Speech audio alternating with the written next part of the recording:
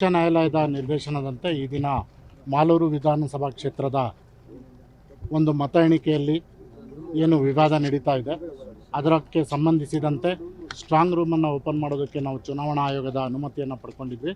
ಚುನಾವಣಾ ಆಯೋಗ ಸ್ಟ್ರಾಂಗ್ ರೂಮನ್ನು ಓಪನ್ ಮಾಡಿ ಅದರಿಂದ ಇರುವಂಥ ದಾಖಲೆಗಳನ್ನು ತೆಗೆದುಕೊಳ್ಳಿ ಅಂತ ಹೇಳಿದರು.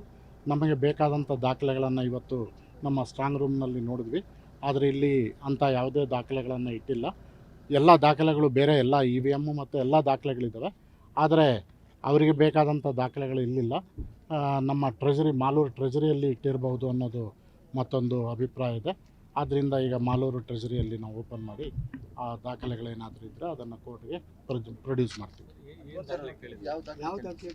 ಸೊ ಒಂದು CCTV ಫುಟೇಜನ್ನು ಕೇಳಿದ್ದಾರೆ. ಜೊತೆಗೆ ಏನು ರೌಂಡ್ಸ್ ಕೌಂಟಿಂಗ್ ಇದೆ, ಆ ರೌಂಡ್ ವೈಸ್ ಕೌಂಟಿಂಗ್ ಏನಾಗಿತ್ತು ಅದು ಇದೆ, ಸ್ಕ್ರೂಟ್ನಿ ಫಾರ್ಮ್ಸ್ ಎಲ್ಲ ಇದೆ, ಅದು ನಮ್ಮ ಹತ್ರ ಅವೈಲಬಲ್ ಇದೆ. ಈ ಒಂದು ಹಾರ್ಡ್ ಡಿಸ್ಕು ಮತ್ತು ಏನು CCTV ಫುಟೇಜ್ ಇದೆ ಅದನ್ನು ನಾವು ನೋಡಬೇಕಾಗಿದೆ.